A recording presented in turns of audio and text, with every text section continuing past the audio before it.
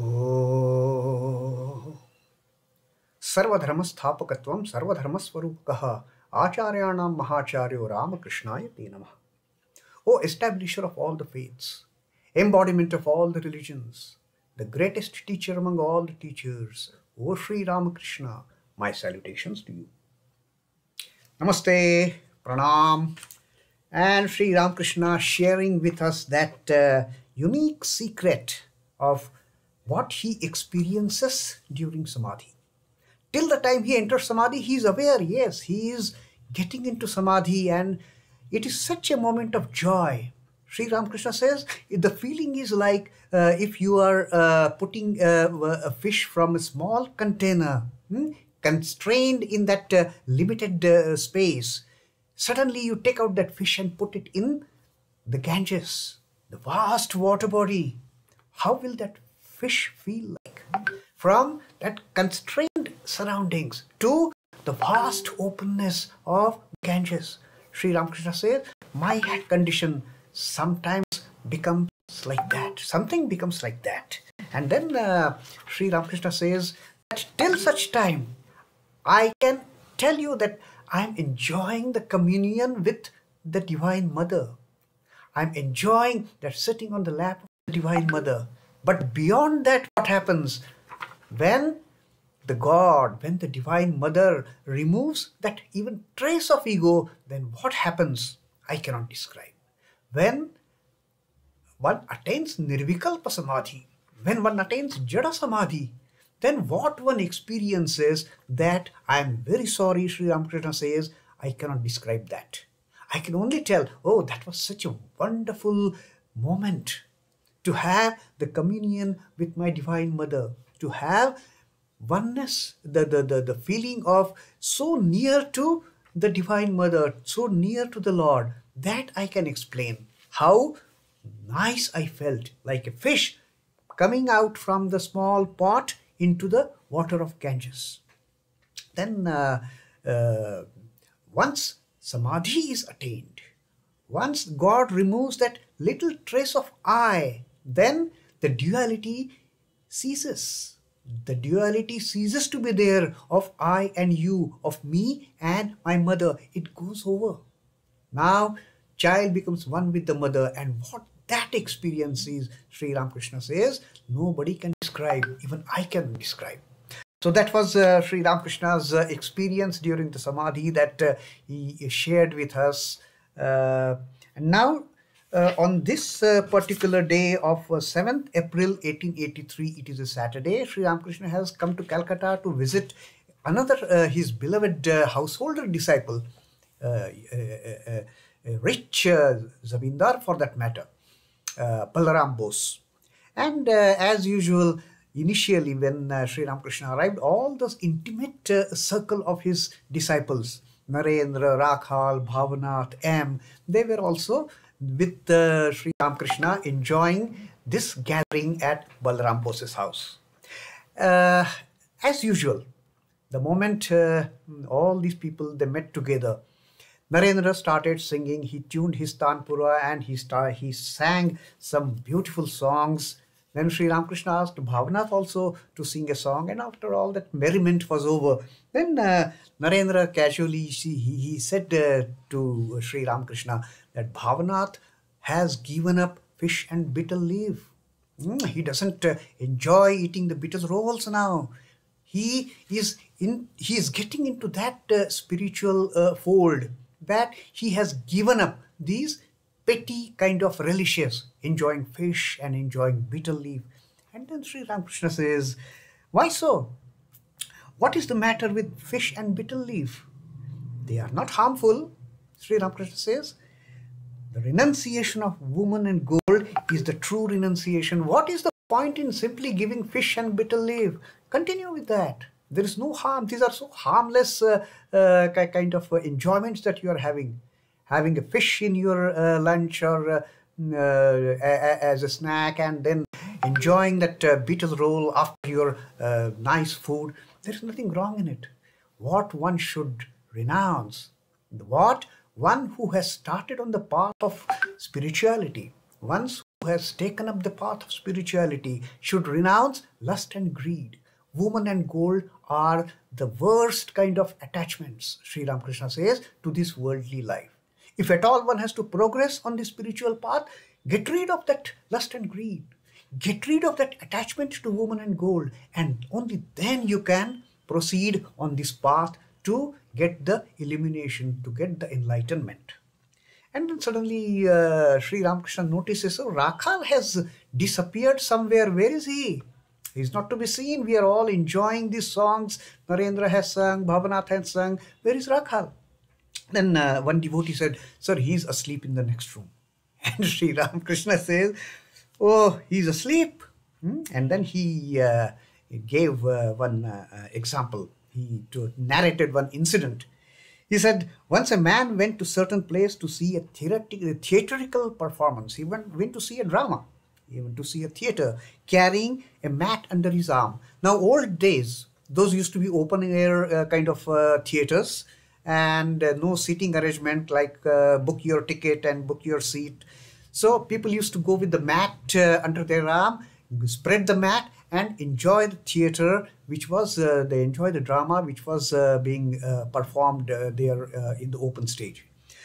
Now, hearing that it would be some time before the performance began, he spread the mat on the floor and fell asleep. He had gone there to see the drama. He had gone there to see that theatrical performance. Somebody told him it is going to take some time. He said, okay, I mean, it is going to take some time to start the performance. Let me spread my mat. I will just lie down for a while. And this fellow slept. Then what happened? When he woke up, it was all over. The drama was over. The theatrical performance was over. And this fellow, he lost that opportunity of watching that wonderful performance. He just remained asleep throughout that drama. And then he returned home with the mat under his arm. Just as he came, without even seeing the performance, he just then got up from the sleep, again rolled the mat, put the mat under his arm, and again went back home. It was no use of his coming over there, taking all the pains to come over there. What for? Just to sleep and not seeing the performance at all. So Sri Ramakrishna made this satiric comment on Rakhal enjoying sleep in the other room. So that was how this meeting began. And then some Brahmo devotees came. They wanted to listen to this nectarine teachings from Sri Ramakrishna. So one Brahmo devotee now asks a question to Sri Ramakrishna. Sir, have you read Panchadasi? Now, Panchadasi is a wonderful treatise on Advaita Vedanta by Vidyaranya. Our revered Swami Sarvapriyanandaji is very fond of quoting from Panchadasi, from Vidyaranya's this treatise on Advaita Vedanta. Now, this Brahmo asked Sri Ramakrishna. Then they know that Sri Ramakrishna has got such tremendous knowledge. He can talk on any aspect, whether it is Advaita Vedanta, Vishishta Advaita, Advaita, anything pertaining to spirituality. He just starts his teachings on that subject. So this fellow wanted to ask Sri Ramakrishna, have you read Panchadasi? Panchadasi, it has 15 chapters kind of. They are describing Satchidananda. And Panchadasi is basically 15. Pancha is 5, 10 is 15. And each aspect of Satchidananda, there are 5 verses each.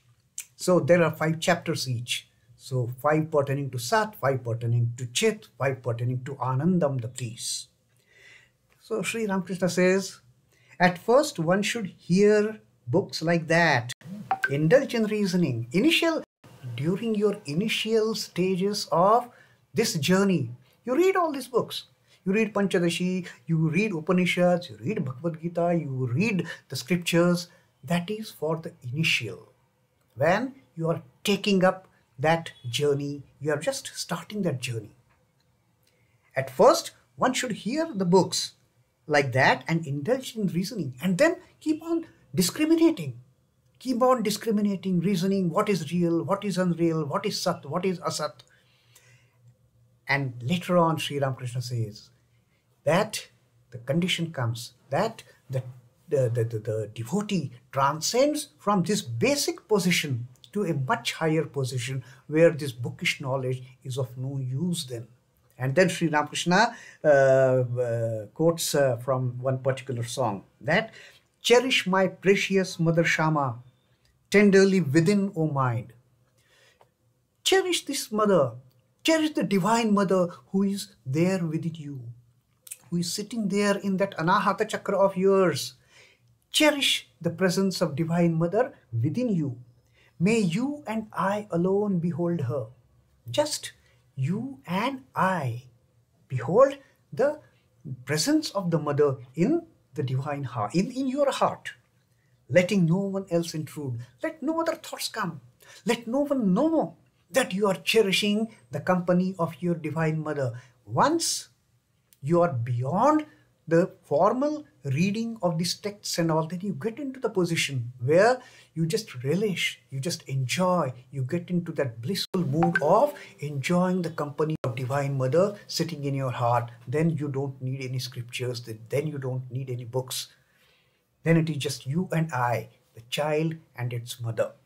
May you and I alone behold her, letting no one else intrude. Let no other thoughts come to you. Let no other worldly temptations block your enjoying being with the mother. One should hear the scriptures during early stages of spiritual discipline, Sri Ramakrishna says. One should listen to them, definitely. You listen to Panchadasi, you read Panchadasi, you read the Upanishads, you read Bhagavad Gita, you read the scriptural treatises, all that you do during the initial phase, early stages of spiritual discipline. After attaining God, there is no lack of knowledge. When you become, when you are with the divine, then you don't need to get this textual knowledge. You don't get to, there is no need for you then to read all the scriptures and the texts. Then there is no lack of knowledge. Then you are filled with the divine knowledge. Then the divine mother supplies it without fail. Then all the knowledge in this creation. Now for that matter, whatever knowledge we have in terms of books, in terms of all the subjects that we study, it is so minuscule. It is so insignificant, the knowledge that we try to gain by reading the books and all that. Sri Ramakrishna says, once you attain to that state, Divine Mother fills you with all the knowledge and she does it without fail. Then the Divine Mother supplies it without fail and you have all the knowledge that is there in this creation within you. Now Sri Ramakrishna gives two more examples here to make this point further clear. A child spells out every word as he writes. Now when we start teaching young children, the first schooling, maybe the kindergarten, LKG, UKG, and they start constructing words, CAT, cat. Now if a child, 4-year-old, 5-year-old is writing that word, first the child will spell out that word mentally. Cat, okay, I have to write cat. If you tell the child to write cat, it will mentally spell the word C-A-T and then we'll write C-A-T. And then Sri Ramakrishna says, as the progress continues, later on he writes fluently. Then as the child grows, as the child gains mastery of writing, then the writing comes off on its own. Then he doesn't have to literally, mentally spell out the words that he's going to write. Then he starts writing sentences, paragraphs after paragraphs, page after page, without even mentally spelling out the words. Automatically it comes. But the initial stages, he has to struggle. That child has to struggle to form that word. He has to spell it out one alphabet by one alphabet. But later on, as he gains the mastery, later on, as he becomes proficient in that field, he need not mentally rehearse what he's going to write. Then the lines and paragraphs and the pages after pages automatically come to him and he becomes a fluent writer. So that is one example Sri Ramakrishna has given. Why during the initial phases, yes, during the initial stages of the spiritual discipline, one should read the texts and all. But as one progresses, then these texts are of no value, no use at all, because then you start doing on your own. You get all the knowledge that Divine Mother provides you with. And then Sri Ramakrishna says, gives the example that the goldsmith is up and doing while melting gold. If you have by any chance seen how the goldsmiths, they work while making any golden ornament, first they have to melt the gold. Now it is not an easy thing. For melting the goldsmith has to perform so many activities, and Sri Ramakrishna knew all that process so very well that he's explaining that process to all these Brahmos who have come there to listen to his nectarine words. As long as the gold hasn't melted, he works the bellows with one hand, moves the fan with the other, blows through a pipe with his mouth. All these activities he is doing. During the initial stages of the spiritual discipline, the devotee is performing so many actions. He is reading the texts, he is reading the scriptures, he is trying to reason out what is right, what is wrong, what is permanent, what is impermanent, what is sat, what is asat. He is doing so many things. Like this goldsmith, he has to do so many activities till that gold melts. But the moment gold melts and is poured from the mold, he is relieved of all anxiety. Then he doesn't have to blow the pipe, he doesn't have to pull the fan, he doesn't have to handle the bellow with one hand. All activity stop the moment gold melts, and that gold, molten gold, is put in the mold to take a form of that mold to make that particular ornament or to make that particular object out of that gold. So Sri Ramakrishna says, during the initial phases of the spiritual journey, of the spiritual discipline, one has to practice all these things. But later, as the gold melts, later as the aspirant progresses on this path, then all the worries, all the reading, all these activities, they are abandoned. There is no need. Now the goldsmith is coolly sitting there just watching for that golden molten gold taking the form of that mold. Mere reading of scriptures is not enough, Sri Ramakrishna says. You keep on reading the scriptures years together, maybe life after life, it is not going to take you forward anywhere. Sri Ramakrishna says, mere reading is of no use.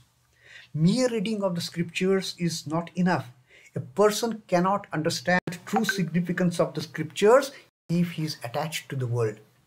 One side you are reading the scriptures, one side you are reading what is the real, one side you are reading, trying to learn about the Satchidananda, and at the same time, next moment, you are attached to all those worldly enjoyments. That is not going to take you anymore, anywhere. That is not going to make any progress on the spiritual path. So renounce those worldly attachments. Renounce those attachments towards worldly enjoyments. Get rid of those attachments towards the sense objects, and then only you can proceed. Then there is no need to read scriptures and all. And then he sang one couplet. Though with intense delight I learnt many poems and dramas. Now this devotee is saying, initially with great effort I learnt all these poems, I learnt all these songs, I learnt all these dramas to get the enlightenment, but they were of no avail later. I have forgotten them all, entrapped in Krishna's love. Once that Raga Bhakti sprouts, once that Prema Bhakti, spark of Prema Bhakti ignites, then all these scriptures, all these texts, all these books, all this bookish knowledge for that matter becomes absolutely immaterial. So then Sri Ramakrishna gave an example of Keshav Chandra Sen. He said, Keshav is enjoying the world and also practices yoga. He is dwelling two paths, like King Janaka, playing, with the two swords. Living in the world, he directs his mind to God. Sri Ramakrishna says that's what every aspirant should do. Live in the world. Don't give up world just for the sake of giving up the world. Don't get into the false renunciation. Give up, direct the mind to the God. Give up woman and gold, give up lust and greed, and direct your mind to God. Only then you will have some progress.